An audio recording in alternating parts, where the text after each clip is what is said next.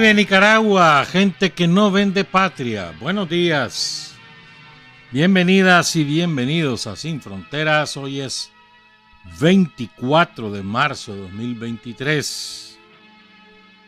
Con Carlos José Hurtado y con Byron Baltodano Sandino. Cuando son las 6 de la mañana con 29 minutos. Sin Fronteras, la revista con William Griggs Vivado. En la primerísima 91.7 y 105.3 FM.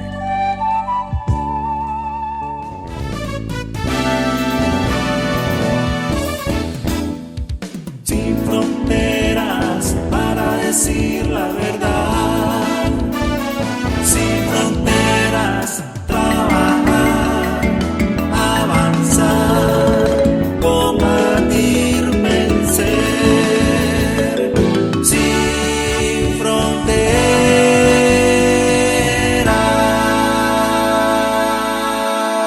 6 de la mañana con 33 minutos. Hoy quiero recordar dos efemérides. La primera, hoy es el aniversario de Monseñor Oscar Arnulfo Romero.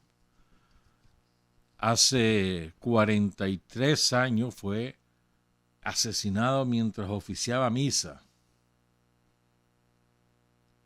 Un solo balazo en el corazón, un francotirador, un guardia somocista, contratado por el jefe de los escuadrones paramilitares del Salvador, Roberto Dawinson.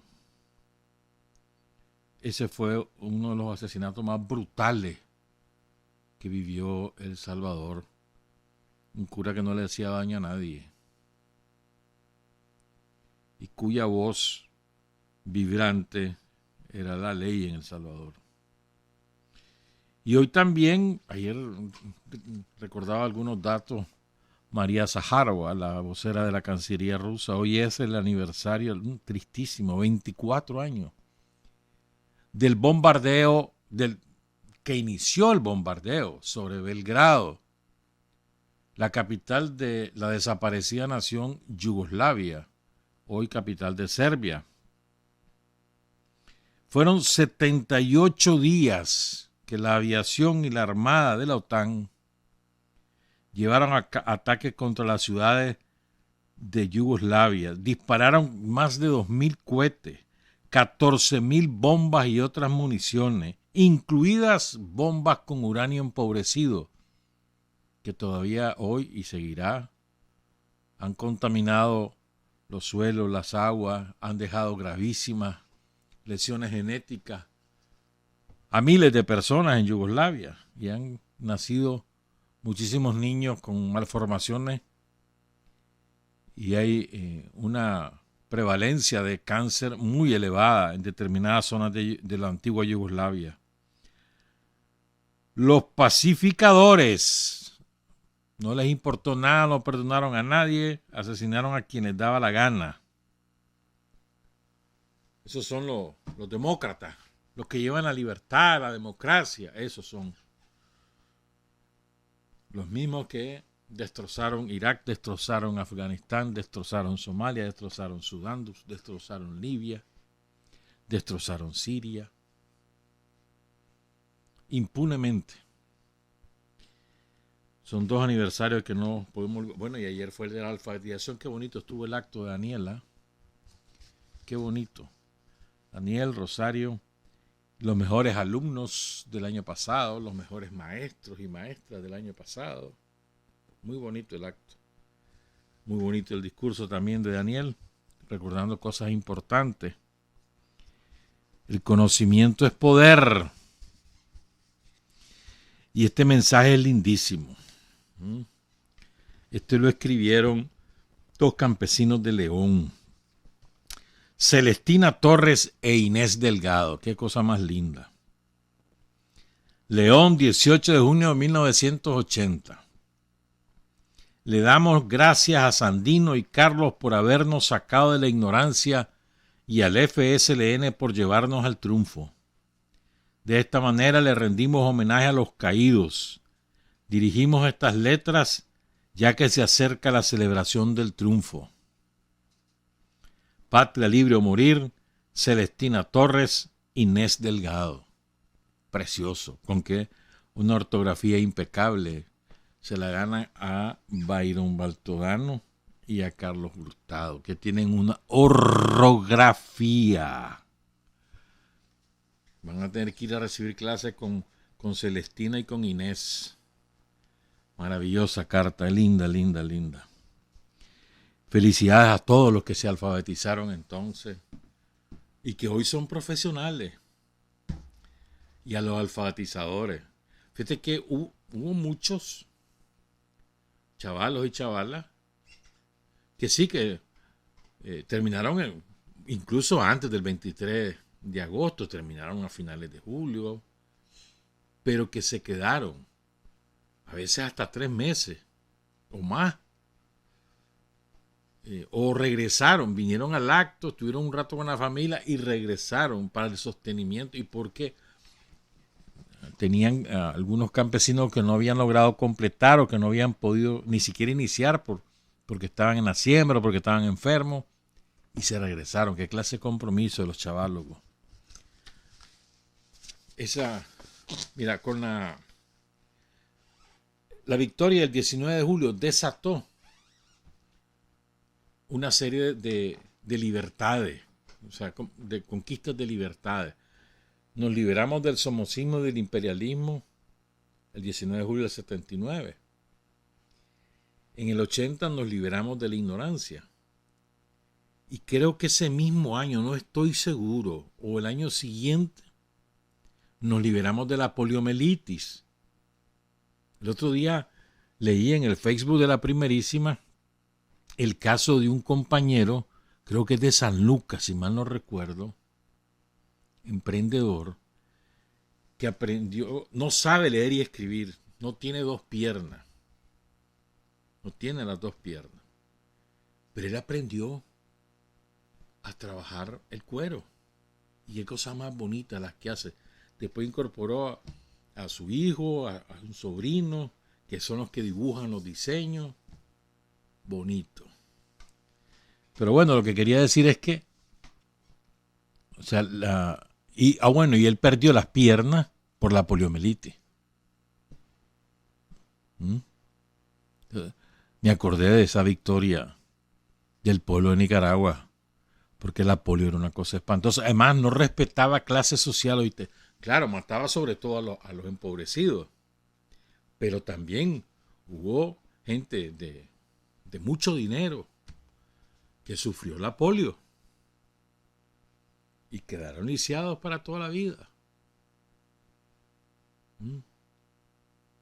O sea, la polio no respetaba clase social.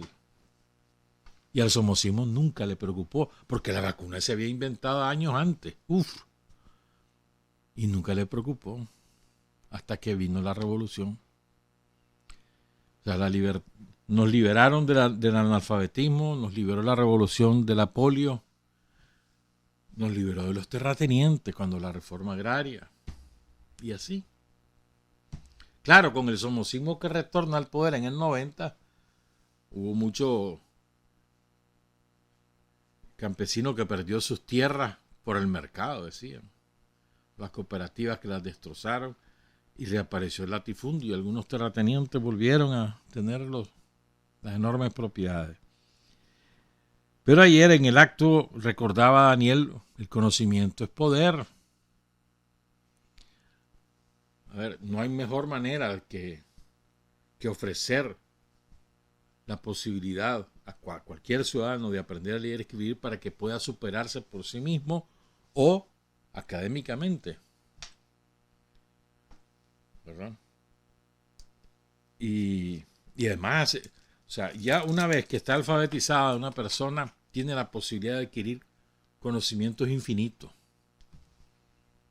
Por eso fue que el Somoza no le importaba que la gente estuviera en ignorancia. Y por eso mismo a los ricos no les interesa la alfabetización. Yo he leído mucho sobre la esclavitud en África. Lo recordaba ayer Daniel, por cierto.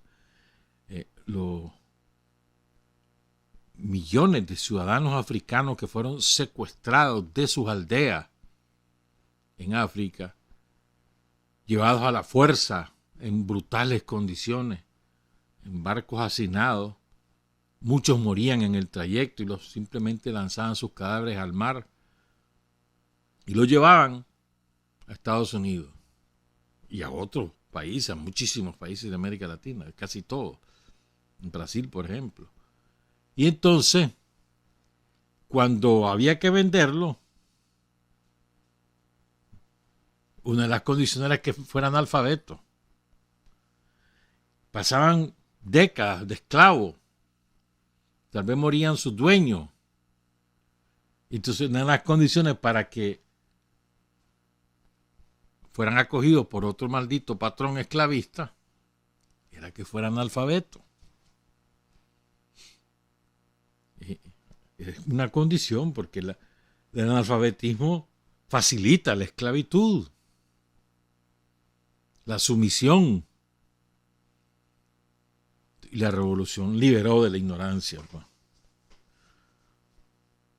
Gracias al propio pueblo. O sea, el pueblo se liberó de la dictadura, el pueblo se liberó del analfabetismo, el pueblo se liberó de la poliomielitis y de otras enfermedades, porque después vinieron unas jornadas de vacunación masivas año con año que se mantienen todavía hoy. Y nacieron los brigadistas de salud. O sea, se desató un proceso de liberación. La primera liberación fue la de la dictadura y de los yanquis. Y después empezamos a liberarnos de un montón de lacras que nos había dejado el somocismo y los yanquis. Y también es, o sea, qué rostros de orgullo, ¿no? De los muchachos, de las muchachas, de los maestros, de las maestras, cuando reciben su medalla, su diploma que los acredita como los mejores.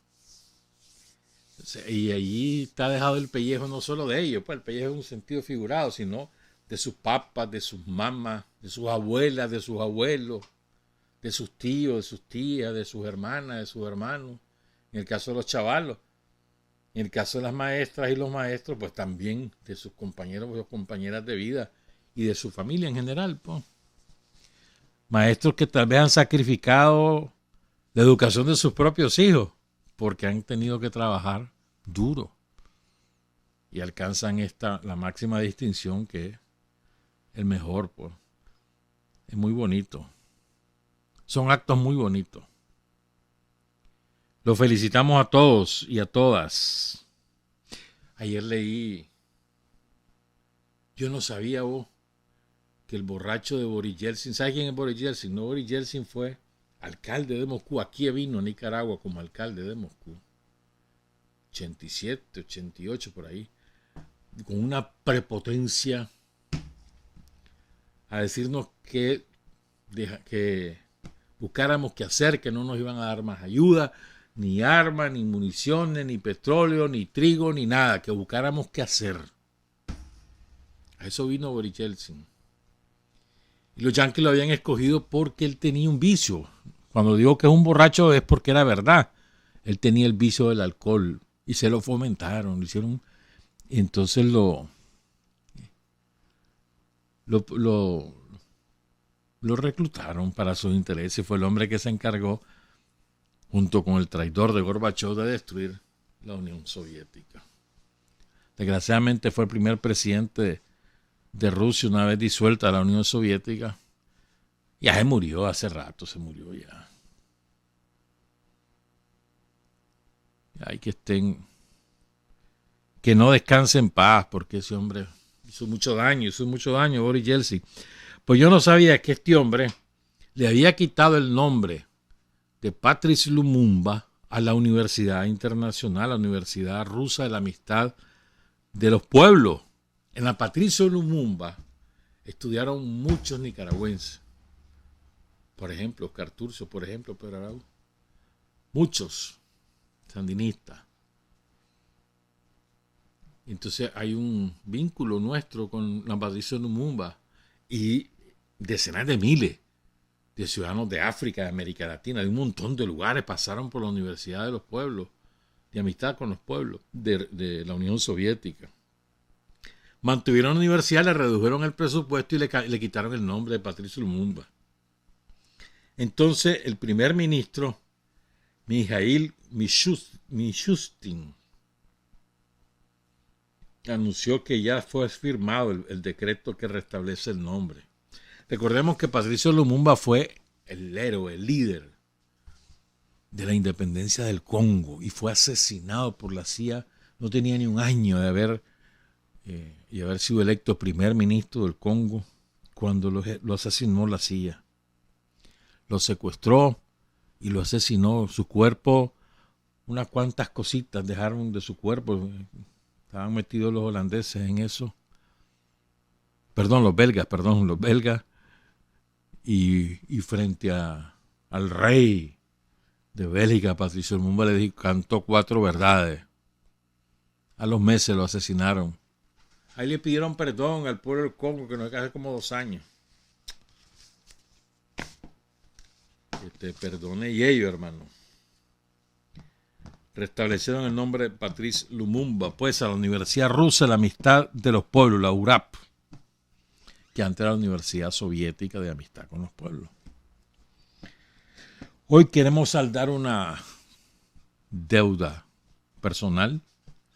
Y yo creo que contribuir a saldar una deuda política que los sandinistas tenemos, con muchos, con decenas, con centenares, con miles de internacionalistas que acudieron a la convocatoria del pueblo de Nicaragua y se sumaron a los frentes guerrilleros y contribuyeron significativamente en la derrota de la Guardia Somocista y en la derrota de la contrarrevolución. No solamente lucharon contra la dictadura, sino también lucharon contra los mercenarios yanquis en los años 80. Y en particular nos vamos a ocupar, les vamos a contar cosas interesantísimas de los chilenos en Nicaragua. De los chilenos. Yo tengo 38 nombres de chilenos caídos en Nicaragua o en El Salvador, pero que estuvieron en Nicaragua y de aquí se fueron a El Salvador. 38 compañeros y una compañera que caídos en combate. Antes del triunfo, en la lucha contra la contrarrevolución y en El Salvador. Pero además, lo vamos a hacer de la mano de varios compañeros que han escrito su memoria. Pero hay un libro muy bueno que recoge testimonios de un montón de chilenos, que es muy bueno. Entonces, de la mano de esos libros, le vamos a contar una cosa que estoy seguro que pocos conocemos. Y es cómo Fidel, el jefe de la Revolución Cubana, el comandante Fidel Castro, se involucró apasionada y personalmente en la lucha revolucionaria en Nicaragua, particularmente en la estrategia militar en el Frente Sur. Ahí les vamos a ir contando de la mano de los compañeros chilenos que fueron testigos directos de cómo Fidel se involucró en la guerra. Entonces vamos a dedicarnos en esta parte a estos testimonios para hacer honor a los héroes chilenos caídos en Nicaragua. Quiero leer sus nombres en ningún orden en específico, pues. Juan Cabezas Torrealba, Hernán, militante del movimiento de izquierda revolucionaria MIR de Chile. El MIR de Chile sigue siendo leal a la revolución. Con todo lo que ha pasado, y el MIR ahí está, siempre solidario con el Frente Sandinista, con la revolución en Nicaragua. El MIR ha sido muy consecuente, de los más consecuentes movimientos revolucionarios de América Latina, el MIR de Chile. Hernán cayó el 9 de abril de 1979 en el Frente Sur. Mario Guerra Ruiz, también militante del MIR, Jorge, cayó en Zapuá el 1 de julio de 1979. Deis Huerta Lillo, Gualberto, militante de las Juventudes Comunistas de Chile, cayó en La Calera, que es una hacienda, el 15 de julio de 1979. Edgardo Javier Lagos Aguirre, Payo, militante de las Juventudes Comunistas de Chile, herido en combate el 15 de julio cuando cayó Deis y murió pocos días después cuando lo trasladaron a un hospital de campaña en el norte de Costa Rica. Esos 4 compañeros cayeron en la lucha armada contra la dictadura en el Frente Sur. Y vamos a leer ahora 13 compañeros que cayeron en Nicaragua en los años 80. No conocemos el nombre de pila, sino el seudónimo, por lo menos como era conocido. Leonardo Rivas Balmaceda, militante del MIR, cayó el 19 de noviembre de 1979. Miguel Enrique Rojas Contreras, Cachencho, militante de las Juventudes Comunistas de Chile, falleció en un accidente automovilístico el 1 de febrero de 1980 mientras cumplía labores como uno de los organizadores del Ejército Popular Sandinista en el departamento de Matagalpa. Juan Cortés Zuleta, Rubén, militante del Partido Socialista, cayó en 1982. Alberto Geraldo Bonilla, Flavio, militante del Partido Socialista, cayó en Puerto Cabezas en julio de 1982. Jorge Olivares Vega, Emilio, regresado de una misión cuando cayó el 27 de junio de 1984. José Antonio Ibáñez Godoy, Julio, militante de las Juventudes Comunistas, cayó el 3 de mayo de 1987. Luis Emilio Mendoza, militante del Frente Patriótico Manuel Rodríguez, pereció en una emboscada de la contrarrevolución en Pantasma el 17 de noviembre de 1987. David Camus, después les voy a contar la historia de David Camus,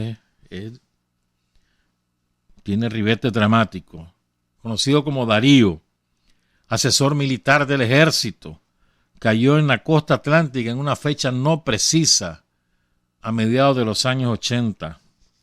Víctor Minué Escorza, caído el 4 de julio de 1989. Sus restos reposan en el Cementerio Oriental de Managua. Hay otros nombres que no tenemos detalles. Jorge Casares, sepultado en el Cementerio Oriental de Managua, donde también está José Silva. En el Cementerio Occidental hay un compañero chileno que solamente tenemos el seudónimo, Jorge.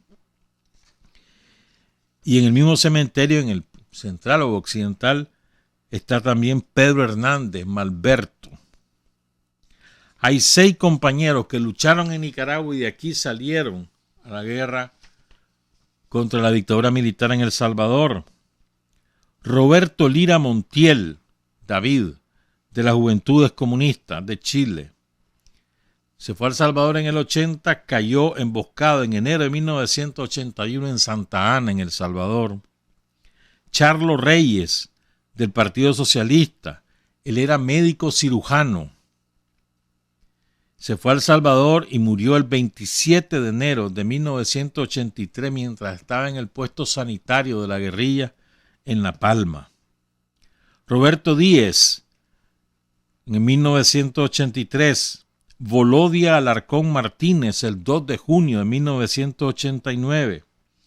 Víctor Otero, muere en la ofensiva salvadoreña también en 1989, como Cristian Bascuñán. Y hay otros nombres que menciona el compañero José Miguel Carrera en su libro Misión Internacionalista de una población chilena, la Revolución Sandinista, publicado en 2010. Él menciona los siguientes: Juan Palavecino, Aníbal Mauro, Ramón Navarro Villar, Víctor Romeo de la Fuente, Iván Figueroa, Aníbal Espinosa, Orlando Contreras, Moisés Marilao Pichún, Juan Enrique Saraya, Joaquín Valenzuela Levy, Antonio Madrigal, Julián Peña Maltés, Roberto Nordenflight, Raúl Peregrín Friedman y Ana Flores Hernández. En total, lo que yo tengo, si hay más no los conozco, pues lo que yo tengo son en total 38 compañeros caídos que lucharon en Nicaragua, que son chilenos, que cayeron en Nicaragua en la guerra contra Somoza, en la guerra contra los mercenarios, o que lucharon en Nicaragua y luego cayeron en El Salvador. Honor y gloria a los héroes y mártires chilenos, a quienes no podemos y no debemos olvidar. Hay un libro de Luis Rojas Núñez que dedica un capítulo precisamente a describir todo lo que pasó alrededor de los chilenos que vinieron a Nicaragua, tanto socialistas como comunistas, pero sobre todo los comunistas. El libro se llama De la rebelión popular a la sublevación imaginada. Antecedentes de la historia política y militar del Partido Comunista de Chile y del Frente Patriótico Manuel Rodríguez, 1973-1990. En ese libro, en ese capítulo, el final es el siguiente, que a mí me gusta mucho cómo lo escribió este compañero. No sé cuál es su posición ahora, yo estoy hablando de lo que él escribió. Conste. Dice el compañero: la guerra contra la dictadura somocista fue librada por la mayor parte del pueblo nicaragüense. Su juventud fue la fuerza principal en la insurrección popular. Jóvenes son la inmensa mayoría de sus muertos en combate. Es su obra y su conquista. Es muy lindo. El Frente Sandinista de Liberación Nacional, independiente de múltiples alianzas políticas durante más de 25 años de lucha, fue la organización principal en la conducción y derrota político-militar de la dictadura. Como en todo conflicto, el Frente Exterior y la solidaridad internacional de todo tipo jugaron un indiscutido papel en ese triunfo. En ese marco se inscribe esta historia de los internacionalistas en el Frente Sur. Fue internacionalismo esencialmente latinoamericano. Allí había combatientes de casi todos los pueblos del sur del río Bravo.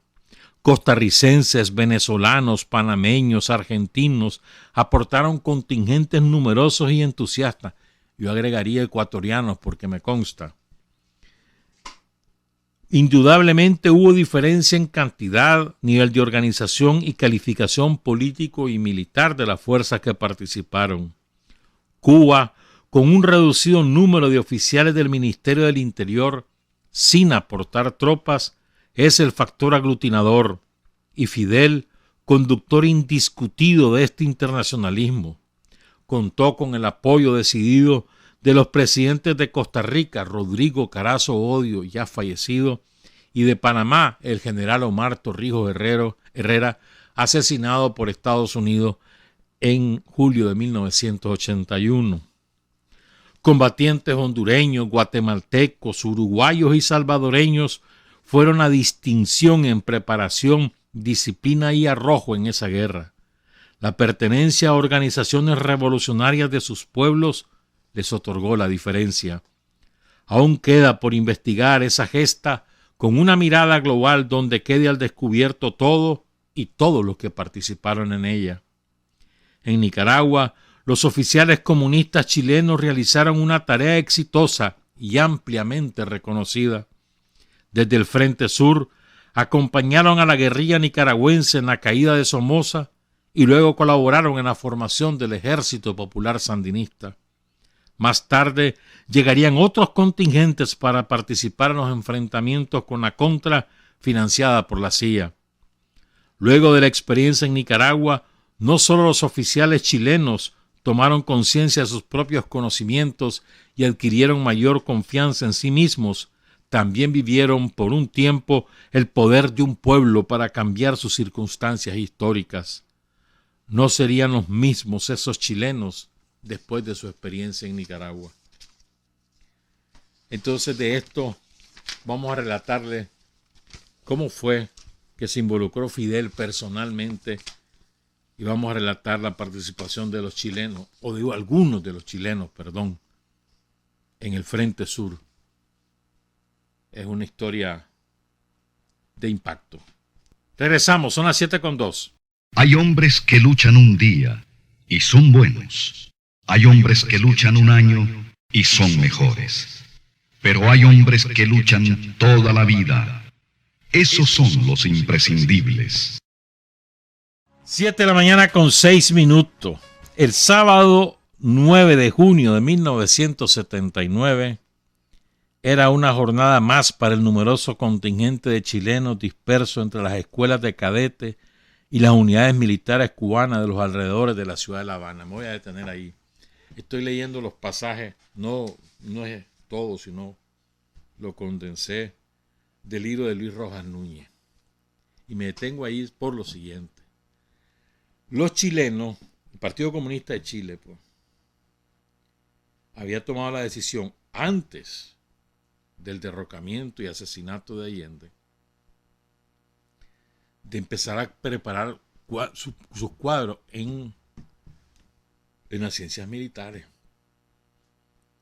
Y por supuesto esto se incrementa después del golpe. Entonces, Luis Corbalán era su secretario general, que después hablamos un poquito de él. Entonces, había muchos chavalos chilenos que habían sido becados para distintas cosas, pero que también estaba estudiando en academias militares de Cuba, para militares profesionales. De forma tal que muchos de ellos adquieren rango dentro del ejército, de las Fuerzas Armadas Revolucionarias de Cuba. Esto es muy importante, o sea, ellos habían estudiado para ser militares. Es muy importante porque esos conocimientos después los aplican en Nicaragua, en la estrategia que contribuye Fidel a diseñar para el Frente Sur. Entonces, recuerden, o sea, no era como los sandinistas que llevó el Frente a Cuba a estudiar, a prepararse. Esas eran escuelas guerrilleras.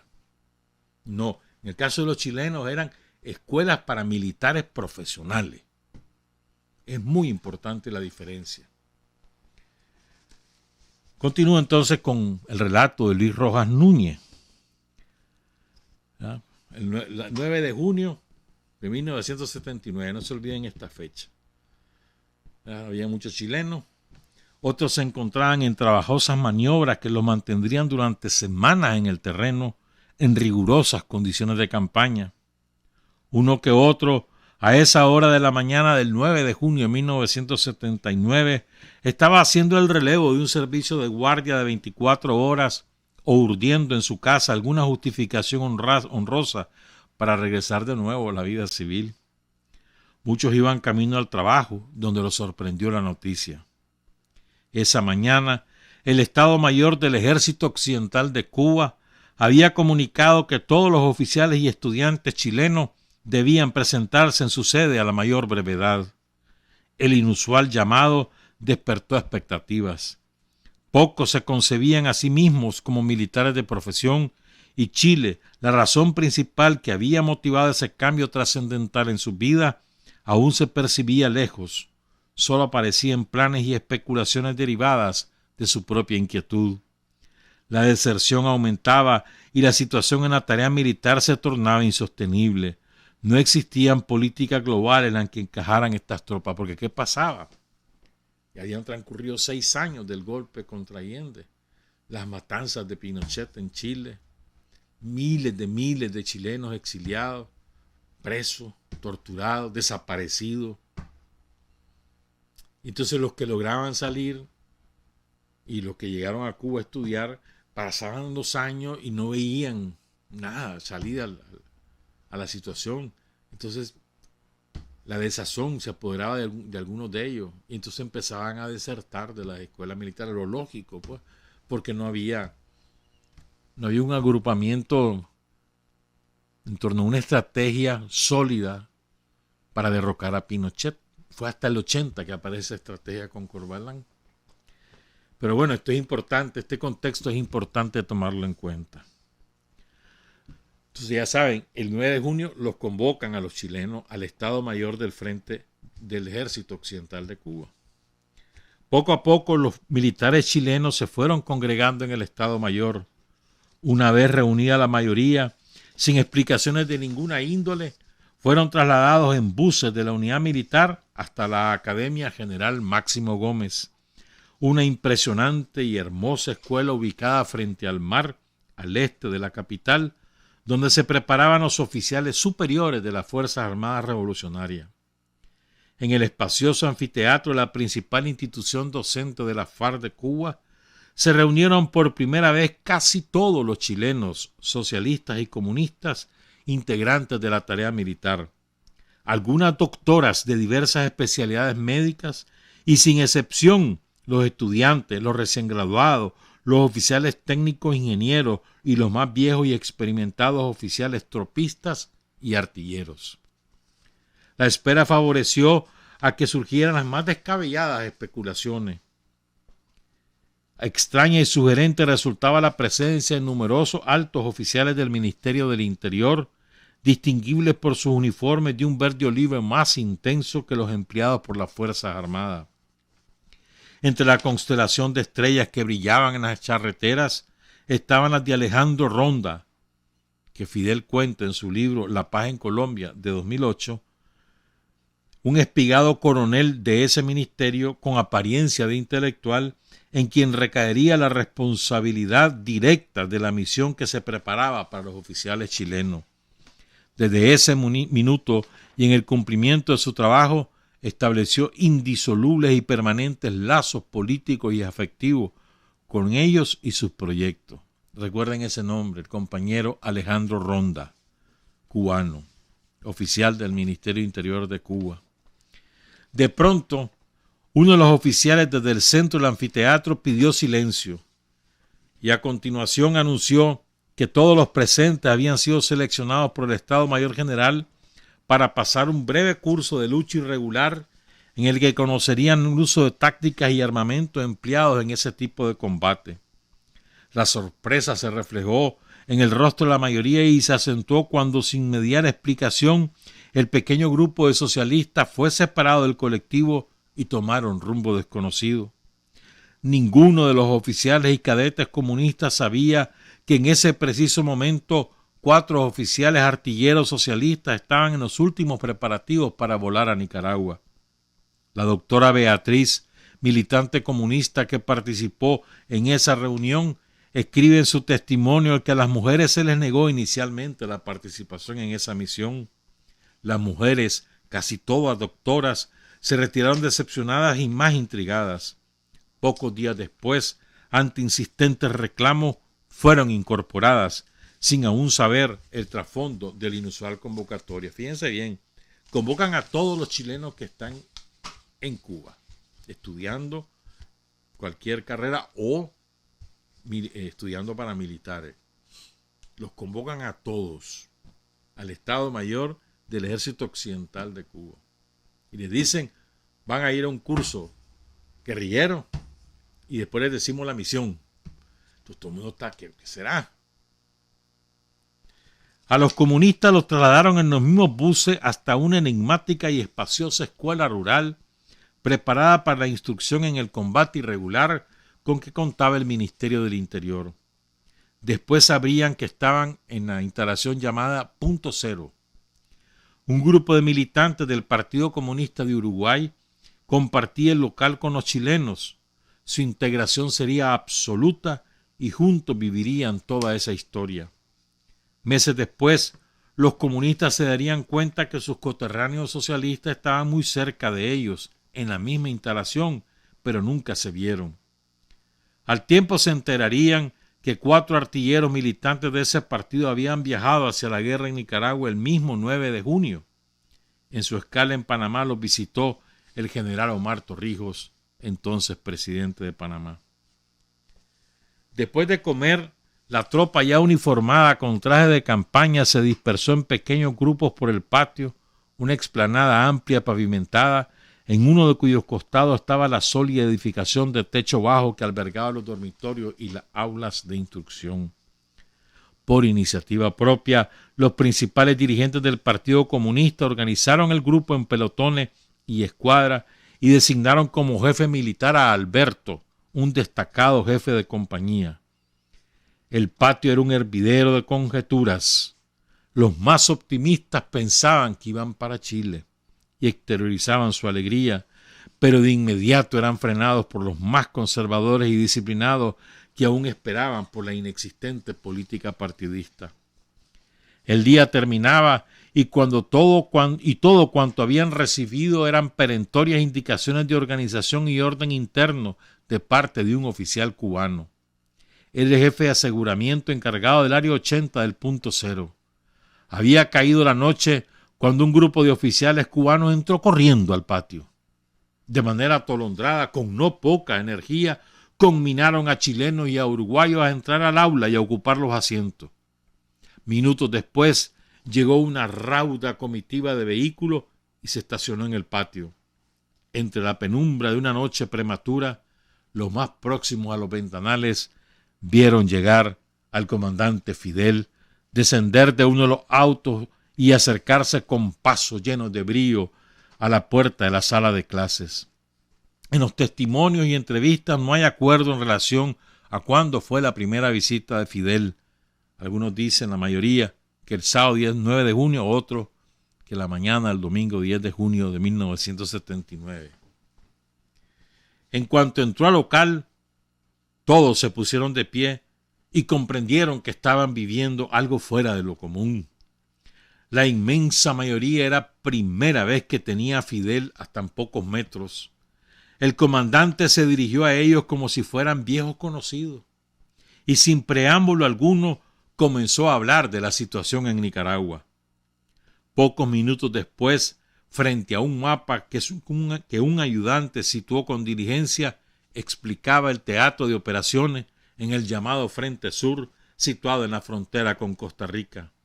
Era uno de los tantos frentes de combate repartidos por todo el país, explicó Fidel, donde el pueblo nicaragüense con el FSLN a la cabeza se enfrentaba a la dictadura somocista.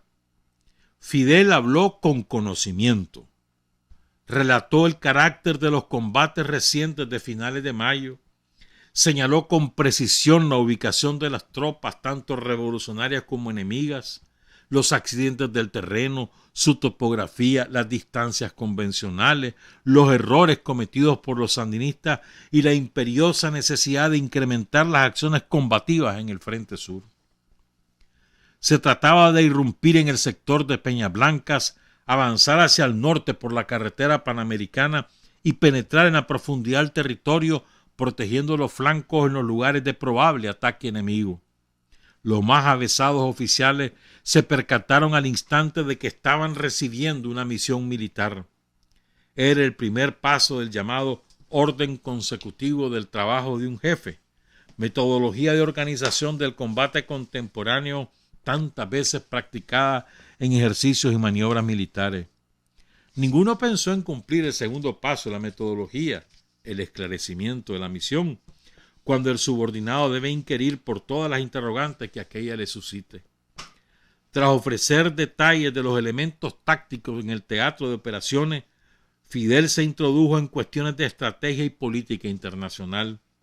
El Frente Sur, señaló Fidel, atraía a las más selectas tropas de la Guardia Somocista y descongestionaba los demás frentes internos. Luego explicó que Panamá y Costa Rica también estaban comprometidos en colaborar con los sandinistas y se extendió en los pormenores de las razones éticas y políticas de esta unidad coyuntural entre disímiles países en contra de la dictadura somocista. Todos los chilenos y los uruguayos estaban cautivados. En pocos minutos, hasta el más despistado comprendió que muy pronto estarían en Nicaragua y era Fidel en persona quien les planteaba la misión con la misma soltura y sencillez que un profesor de academia. Mientras el comandante explicaba, varios oficiales de los más inquietos empezaron a preguntarse de qué forma llegarían a la frontera sur. A simple vista, no había fórmula sencilla para hacerlo. Fidel, como en sintonía con el colectivo, comenzó a contar acerca de acuerdos tácitos y colaboración con los gobiernos del área. Años más tarde, en la 10ª Cumbre Iberoamericana desarrollada en Panamá en el año 2000, el comandante Fidel recordaba esa gesta y defendía en una postura de principios la ayuda prestada al Frente Sandinista en su lucha antidictatorial. Recordó en esa oportunidad la colaboración con idénticos propósitos de otros mandatarios y gobiernos de entonces. Al final de la década de los años 70, somos ser un problema a resolver para casi todo el área centroamericana. Ninguno de los que entrevistó este compañero para el libro, ya me olvidé el nombre, Luis Rojas Núñez, ninguno de ellos guarda en su memoria cuántas obras estuvo Fidel. ¿Te imaginas Fidel contando todo eso? El primero que llega, que saluda, empieza a explicar la situación en Nicaragua, cómo es el Frente Sur, la topografía. O sea, Fidel se sabía todo. Que aquí hay un cerrito, que aquí hay una loma, que aquí está el lago, que aquí pasa un río, que aquí está el clima, que aquí hay una hacienda. Una maravilla, ¿verdad? Entonces, con aquel, parecía un doctor hablando sobre Nicaragua, increíble, ¿verdad? Pero ninguno sabe cuántas horas habló Fidel. Debe haber sido no menos de 3 horas, sí, ¿verdad? Para la mayoría, el tiempo fue tan fugaz como eternas las huellas. Sí recuerdan todos con nitidez su precisión acerca de que en el caso de los militares comunistas chilenos era imprescindible la autorización del Partido Comunista. Fidel explicó en detalle las gestiones hechas en ese sentido con el secretario general de la organización, Luis Corbalán, quien estaba en la República Democrática Alemana, la RDA, a quien había enviado un emisario personal a Moscú y cruzado un cablegrama solicitando el permiso. Sin ese permiso no habría misión. Luis Corbalán fue muchos años el secretario general del Partido Comunista y adquirió una dimensión mundial porque primero era uno de los forjadores de la Unidad Popular. Luis Corbalán fue uno de sus forjadores que logra el triunfo electoral en 1970, primero. Segundo, porque ese triunfo electoral había causado toda una discusión mundial en la izquierda, si la vía electoral era válida o no. Segundo. Tercero, porque tenía una estrecha relación con la Unión Soviética. En aquel entonces estaba Leonid Brezhnev como secretario general del Partido Comunista. Cuarto, porque lo mete preso la dictadura y lo manda a campos de concentración. Y entonces la Unión Soviética empieza una campaña mundial por su libertad. Le da incluso el premio Lenin. Y en el año 1975, en el 74 le dan la orden Lenin, y en 1976 Pinochet acepta, porque Estados Unidos se lo ordena. Miren qué interesante. Estados Unidos estaba interesado en un contrarrevolucionario soviético que estaba preso, que se llamaba Vladimir Bukovsky. Estaba preso. Entonces los yanquis lo querían porque era un contrarrevolucionario, un cuadro de ellos, pues, allá en la Unión Soviética. Entonces le dicen a Pinochet, vamos a hacer un intercambio. Bukovsky por Corbalán. Y así fue. La Unión Soviética deposita a Corbalán en Zúrich el 18 de diciembre y ese mismo día Corbalán recibe el asilo político en la Unión Soviética. Fue famosísimo eso porque se siguió por todos los medios, que si salía, que si no salía. Famosísimo. Primero estuvo en Moscú varios años y después se trasladó a la RDA. Era muy querido por Erich Honecker, el secretario general del Partido Comunista de la República Democrática de Alemania. Luego, a la luz de lo que ocurre en Nicaragua, de la experiencia de los chilenos en Nicaragua, de los comunistas chilenos, es que Corbalán acepta integrar también la lucha armada como parte de la estrategia de lucha del Partido Comunista. Después eso se fue, hubo muchas contradicciones y demás, pero bueno, le llamó la política de la rebelión popular de masas. ¿No? Dejó de ser secretario general en el 80, regresó a Chile clandestino, creo que en el 82 se volvió a ir y después regresó legal. En el 89 renunció a la Secretaría General, ya tenía como 80 años para entonces. Y es electa Gladys Marín, que falleció hace algunos años, víctima del cáncer, otra extraordinaria compañera, Gladys Marín. Entonces es importante tener estos antecedentes, saber de quiénes estamos tratando. Falleció Corbalán el 21 de julio de 2010, tenía 91, 92 años, algo así. Bueno, regreso con lo de Fidel. Entonces, bueno, ya les deja la tarea, ¿verdad? Le dice, mirá, los comunistas chilenos pueden ir si Corbalán da permiso. ¿Verdad? Ahí queda. Entonces se va.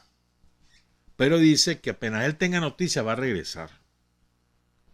Entonces después que se va Fidel, te imaginas, los chilenos, vamos para Nicaragua, o no, o con miedo, o con alegría, lo que fuera, pues. Pero ya todo el mundo sabía para qué los habían convocado. Recuerden que estamos leyendo el pasaje de este libro del compañero Luis Rojas Núñez. Casi 30 años después, al reconstruir estos acontecimientos, Torito, el más joven de los oficiales de las academias cubanas en toda su historia, reflexiona. Oigan esto. Torito, así era conocido, no está el nombre. Hay un par de datos interesantes, dice Torito. El comandante, oigan esto, el comandante Fidel nunca ofreció nada a cambio de ir a Nicaragua, solo luchar y apurarnos para poder participar en la guerra. Parecía que sabía que la guerra en Nicaragua duraría poco. En cada una de sus visitas posteriores, Fidel reiteró que Somoza tenía perdida la guerra y por esa razón era necesario apurarse para que los internacionalistas participaran en ella, no solo por la ayuda que representaba para los nicaragüenses, sino por la experiencia combativa y el prestigio necesario a ganar para poder participar en la construcción de un nuevo ejército nicaragüense. El comandante Fidel regresó esa misma noche. No existe consenso entre los entrevistados sobre la hora que llegó, pero dicen que casi nadie dormía porque todo el mundo estaba entusiasmado. O sea, él se va, los deja entotorotados a todos y regresó en la madrugada, seguramente ni siquiera en la noche. Todo el mundo, nadie se había acostado a dormir. Bueno, de nuevo, entre gritos y rápidos movimientos, fueron urgidos a entrar en el aula del complejo militar. Nada más se notó el movimiento y todos intuyeron que era Fidel. Había prometido volver si tenía noticia. Fidel entró muy contento, radiante, afirman algunos, aún con su tradicional tabaco puro en la mano izquierda y un papel en la derecha. Mientras agitaba el documento, dijo sonriente, no pude quedarme con esto. Me llegó y vine corriendo a comunicárselo. A continuación, leyó un texto. Era un cable de Luis Corbalán en el que autorizaba con emotivas frases la participación de los comunistas chilenos en la misión internacionalista en Nicaragua. Casi al unísono. Oigan qué bonito. A ver, estaban todos alborotados, chochos, no sé qué, no sé cuánto, vamos a ir a Nicaragua, vamos a ir a luchar, no sé qué. Y ahí vuelve a aparecer Fidel, se van todos al aula. Y ahí viste el hombre. Llega Fidel con su papelito. Dice, no me podía quedar con esto, se lo tenía que contar. Dice Corbalán que sí, que están autorizados. Termina de leer Fidel el cablegrama o telegrama de Corbalán y se ponen todos de pie y entonan la Internacional. De haber sido eso, cosas que te erizan los pelos, o sea, qué clase de... Y recuerden, Fidel no les ofreció nada a cambio, más que la lucha, adquirir experiencia. Transcurrida menos de una semana de intensa instrucción, el primer grupo salió para Nicaragua. Menos de una semana en lucha guerrillera. Eran militares, habían estudiado para militares, pues, pero para ser militares. Eran los especialistas artilleros los que más necesitaban en el Frente Sur y los que ya estaban instruidos en demasía. Los días previos fueron intranquilos, de lucubraciones en torno a las diversas variantes de itinerario de viaje que el comandante les exponía en sus reiteradas visitas, porque Fidel siguió llegando y llegando y llegando para hablar, para conocer, para moralizar a los futuros guerrilleros. Les exponía en su reiterada visita tal como si ellos fueran partícipes de su mejor elección. El Partido Comunista reestructuró con rapidez orgánica interna que nadie cuestionó. Salvador Colmenares desde un inicio estuvo al frente de esa tarea. Adolfo, Ariel y Augusto secundándolo en el secretariado. Alberto fue designado como jefe militar.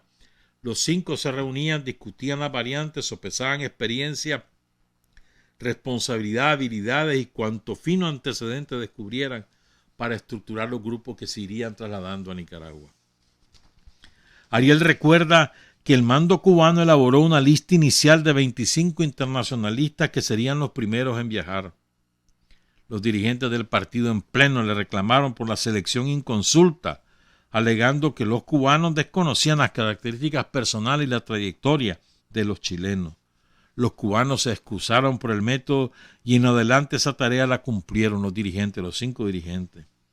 Los subordinados, ajenos a las decisiones entre clases y prácticas, esperaban ser seleccionados en los primeros grupos. Algunos con el vivo interés de combatir en Nicaragua, los más impacientes por poner fin al encierro y la ansiedad que les provocaba la espera. Tiempo después, se enterarían de que varios grupos de centroamericanos vivían un clima similar en otras instalaciones de Punto Cero.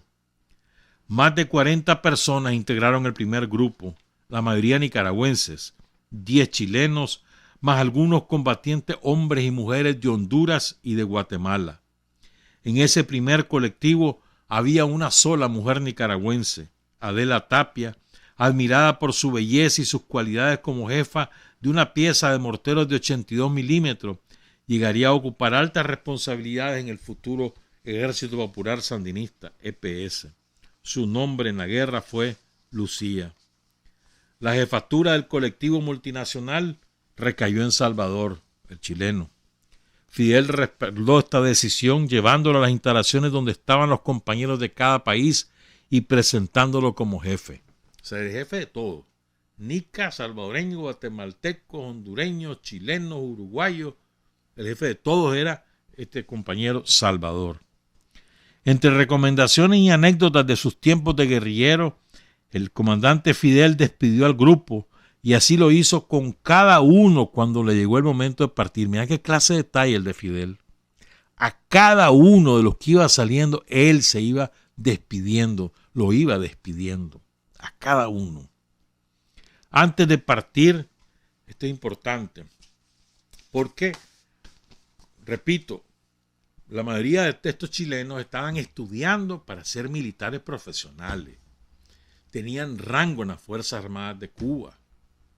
Entonces, antes de salir tenían que renunciar para que les dieran de baja, de manera que no fuera involucrada el gobierno cubano como tal, institucionalmente, en cualquier responsabilidad que le quisiera asignar Somoza a los yanquis. Entonces, antes de irse, todo el mundo fue dado de baja. Pero muchos de ellos tenían a sus familias en Cuba, porque toda la familia se había ido exiliada a Cuba. O sea, tenían familia en La Habana o en cualquier otra ciudad, pero no tuvieron tiempo de despedirse de la familia, menos de explicarle.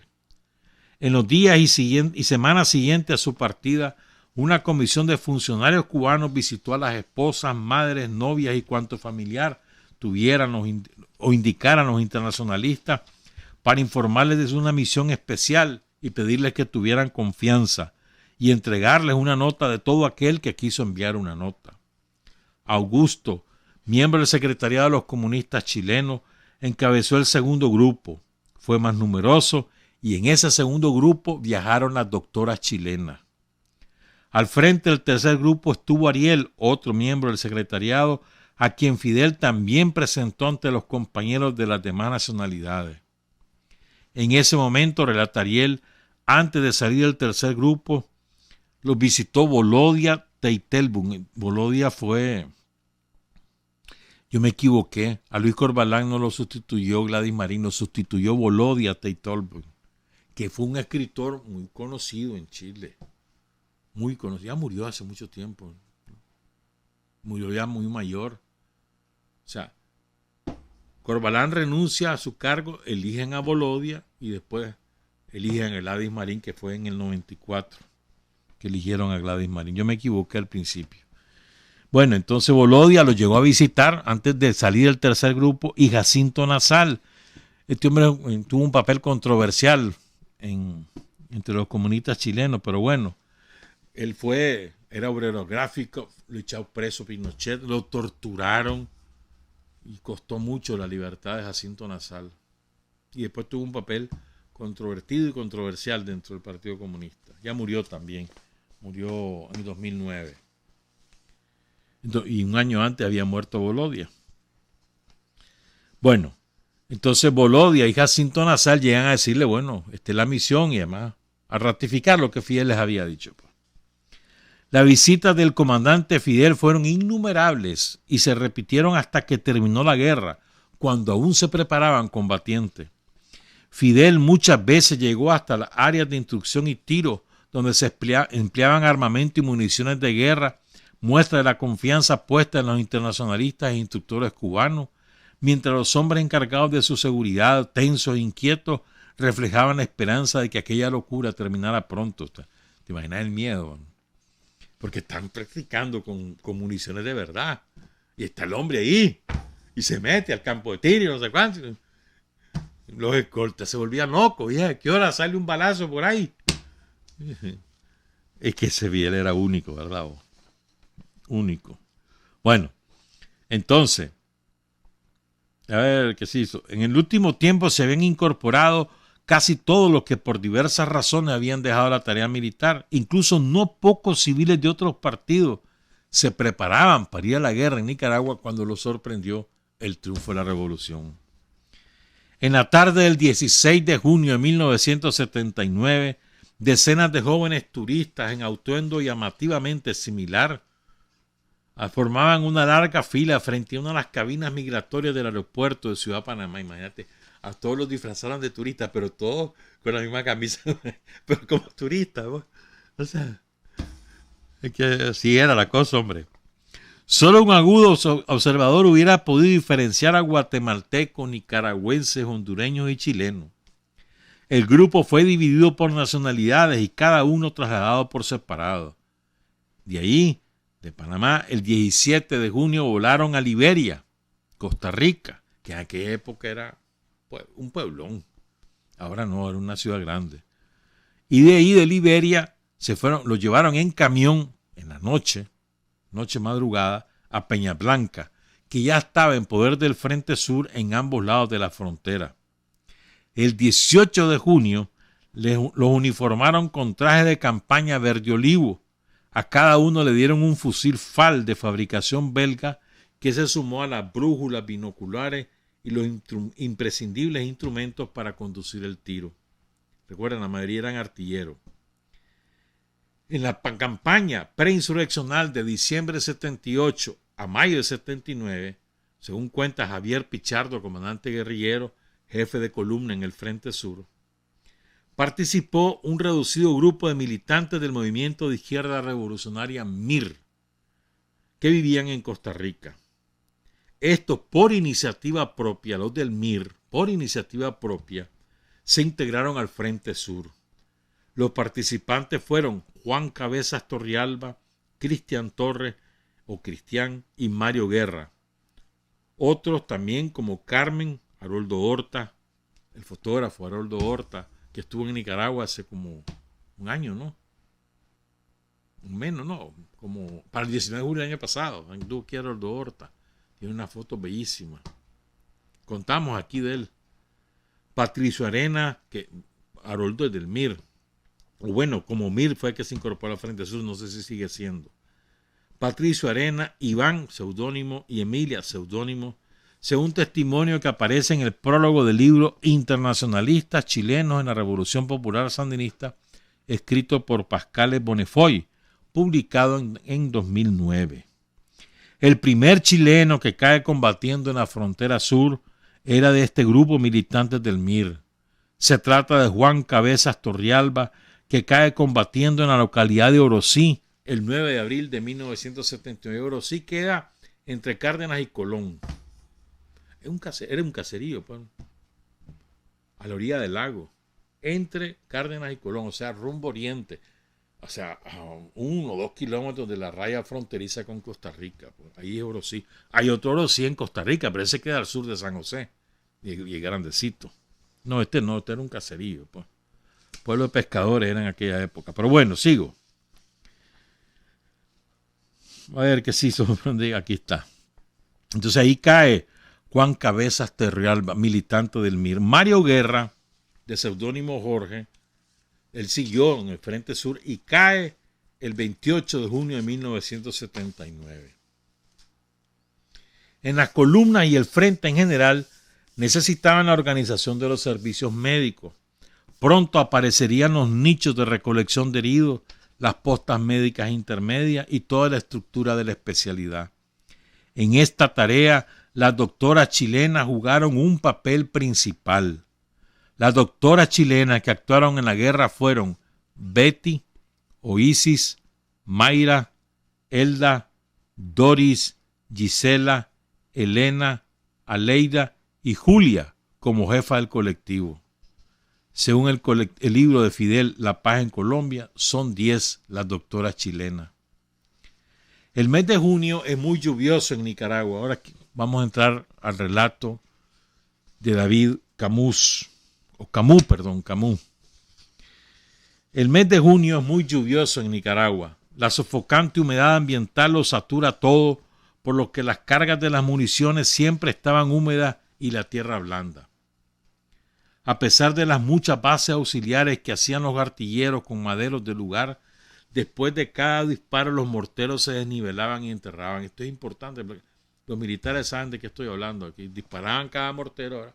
Que eso necesita estar firmemente asentado en el suelo, pero como es aguado, como son socuites, se hundía después de cada disparo y había que volverlo a poner, pues. Y eso que estaban apoyados con madera, pues, que iban recogiendo con troncos, pues, o ramas. Tampoco lograban mantener limpios los visores o las miras, ni los niveles de las piezas, porque el lodo se adhería a los instrumentos, impregnaba los paños y hasta las manos de los sirvientes de pieza que trataban en vano de quitar la suciedad. O sea, para tirar un mortero siempre tenés a alguien que te ayuda, pues. Entonces los pobres querían limpiar, más bien enlodaban, porque el lodo, la lluvia, etcétera, pues. Esto es importante para que entiendan qué pasó después. No pocas fueron las ocasiones en que las cargas humedecidas y las costras de restos de pólvora en el interior de los tubos de los morteros provocaron lanzamientos fallidos. ¿Qué pasaba? Como estaban sucios, el mortero no salía, no se disparaba. Al principio y en repetidas ocasiones, los artilleros al realizar los disparos quedaban como perplejos al ver que los proyectiles salían como cansados detrás de una nube de pólvora mal quemada y una explosión mezquina. Los proyectiles, en tales casos, en lugar de elevarse enérgicos y perderse en el cielo, apenas describían una grotesca parábola para caer inmediatamente y malenterrarse a escasos metros del mortero. Salía como cachinflín, ¿verdad? En lugar de salir el poderoso el mortero, hasta donde lo dirigían, porque había miras y todo eso, salían como cachinflín, ahí nomasito caían y se enterraban en el sonsocuit, ¿verdad? A los pocos días todos se acostumbrarían al fenómeno y se terminarían los cinematográficos brincos y piruetas que hacían algunos combatientes al intentar protegerse pensando en una inminente explosión. Porque ¿qué pasaba? Ellos estaban acostumbrados a eso. Cuando disparan el mortero hay que buscar donde esconderse por la explosión, pues, sobre todo por los oídos, pues, y taparse. Hacían todas las piruetas y ahí para que saliera el cachinflín. Entonces ya ni siquiera salían a hacer eso, pues. Nunca explotó algún proyectil de lanzamiento fallido. En otras oportunidades, el proyectil simplemente no salía. Quedaba dentro del tubo, como atascado. existían, esto es muy importante para que entiendan lo que pasó, existían rigurosísimos tiempos de espera hasta constatar que el proyectil no saldría retrasado, porque había que sacarlo con la mano del tubo, estaba atascado y había que sacarlo. Muchas veces los conductores de tiro situados en el mismo frente de combate no sabían de estas incidencias y reclamaban a gritos a través de los radios por el fuego interrumpido. O sea, estaban esperando el apoyo de la artillería. Entonces, como no salían los morteros, ¿qué pasó? ¡Acude!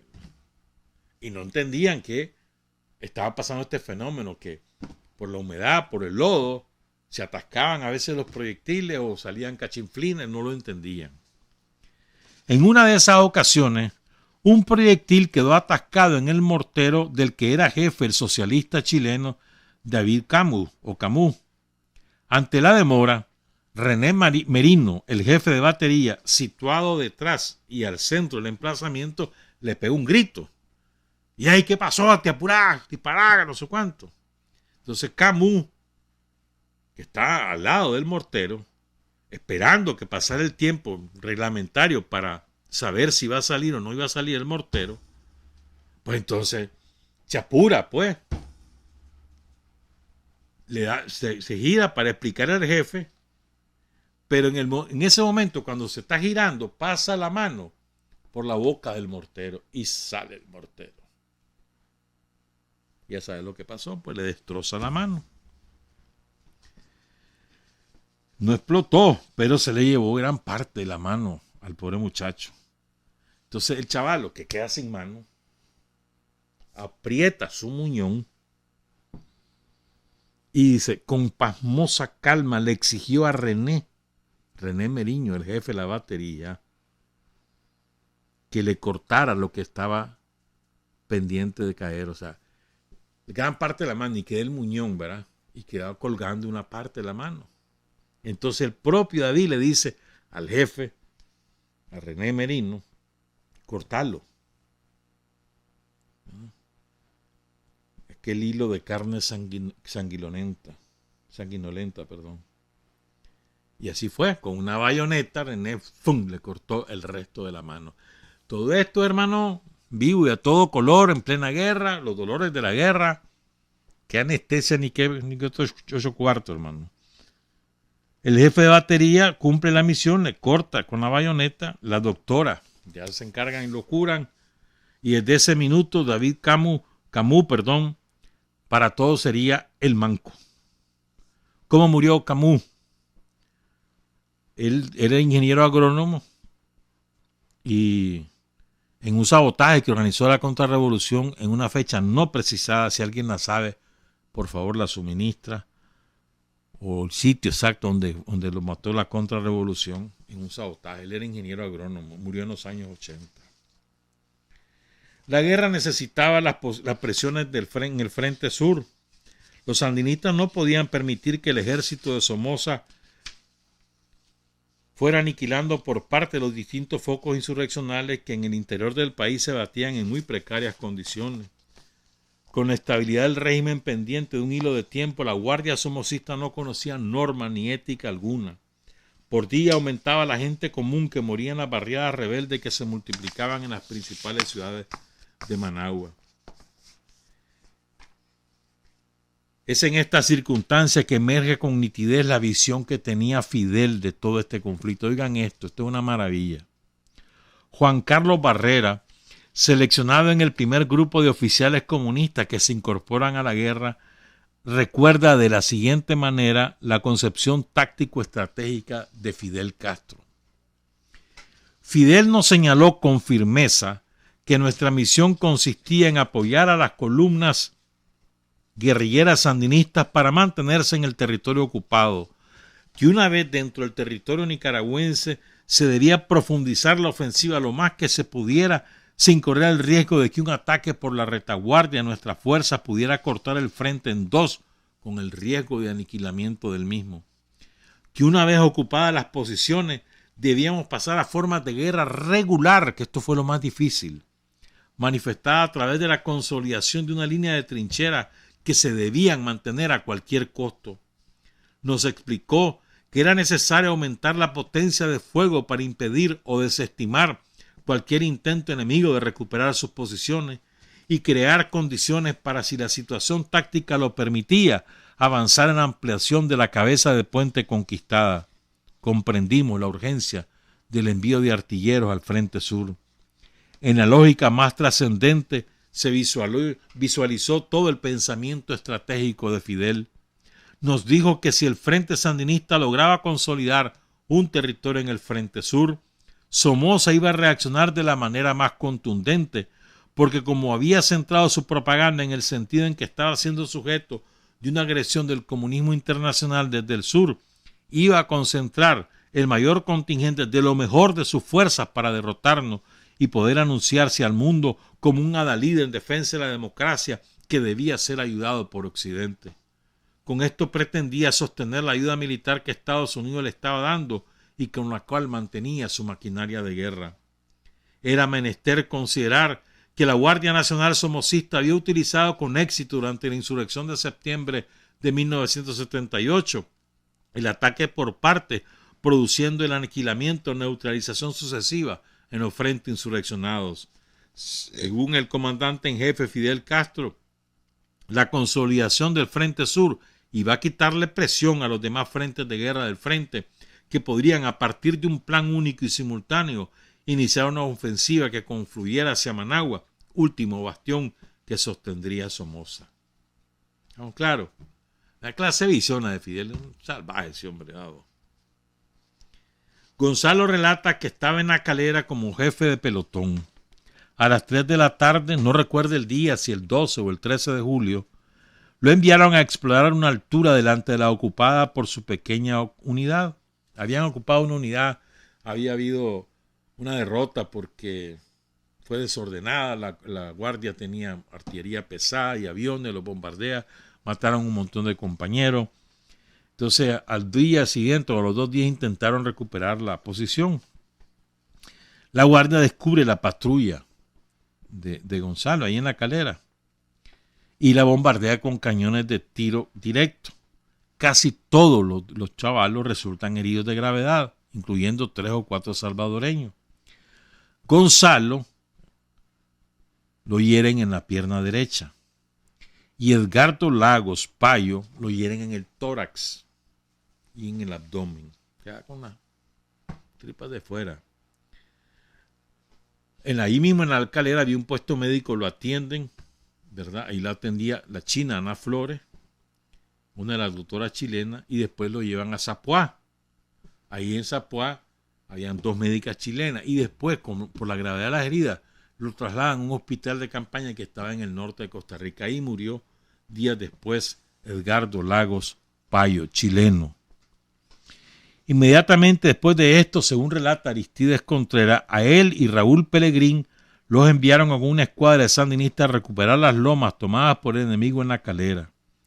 Con cautela ascendieron las alturas hasta la configuración del terreno, hasta que la configuración del terreno les permitió atisbar las trincheras enemigas. Los guardias se percataron al instante de la situación y comenzaron a realizar nutridos disparos, sobre todo con cañones de tiro directo. Los guerrilleros corrieron por instinto en busca de protección.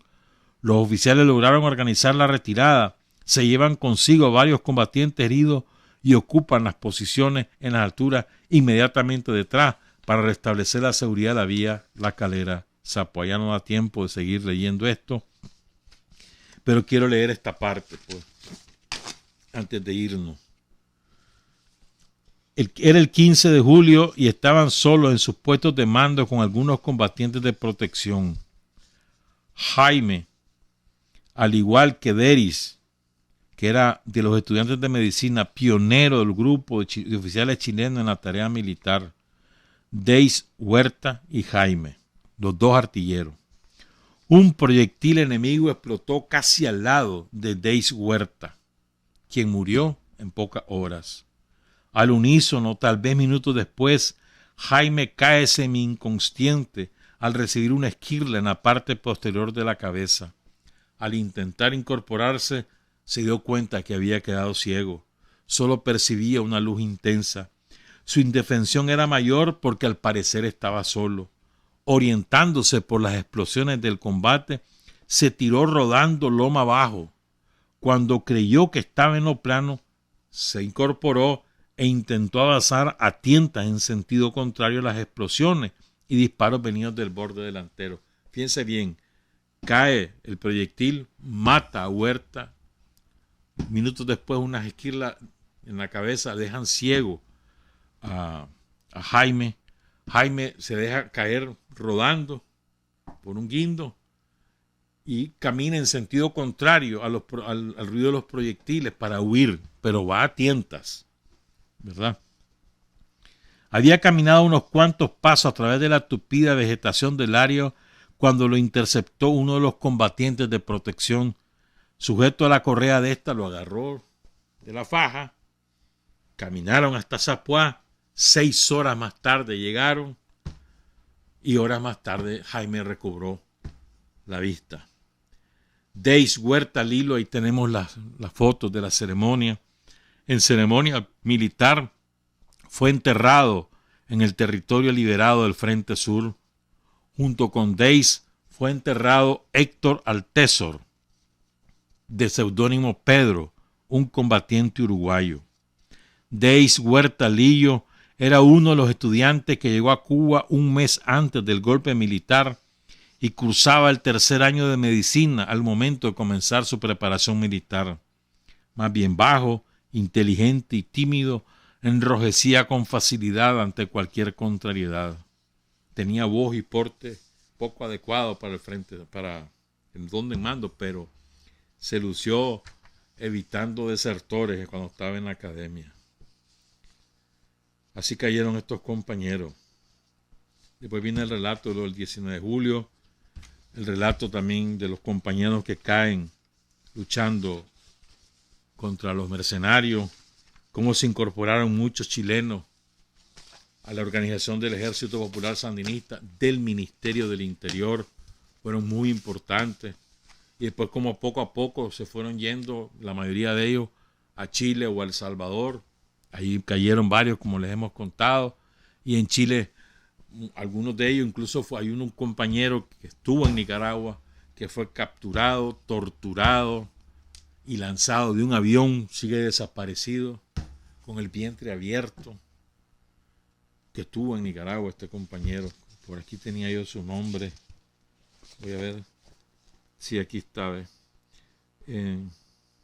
Su nombre es José Julián Peña Maltés. Junto a 4 militantes del Partido Comunista lo capturó la inteligencia chilena, lo torturaron y lo tiraron al mar, atado a un trozo de riel y con el vientre abierto.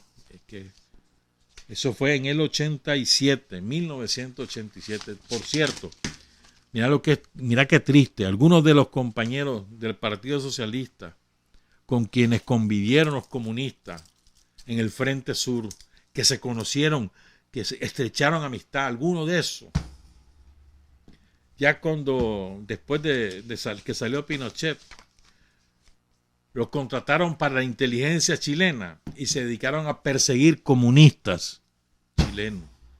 Es muy triste, son traidores. Honor y gloria a los héroes y mártires chilenos caídos en la lucha por la liberación de Nicaragua y en la lucha por la liberación de El Salvador. Su memoria no puede ser olvidada. No debe ser olvidada. Trabajar, avanzar, combatir, vencer. Patria y libertad.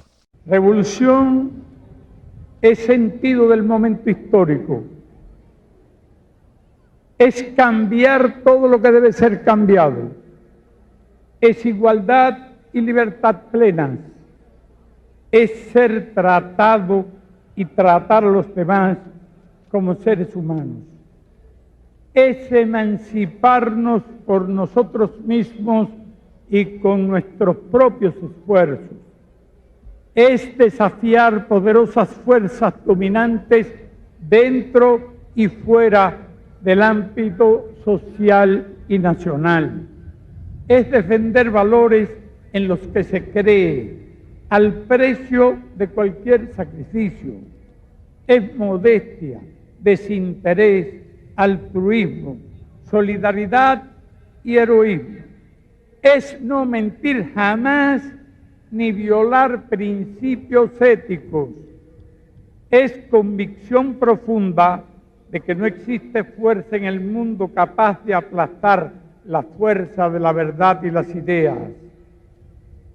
Revolución es unidad, es independencia, es luchar por nuestro sueño de justicia para Cuba y para el mundo, que es la base de nuestro patriotismo, nuestro socialismo y nuestro internacionalismo.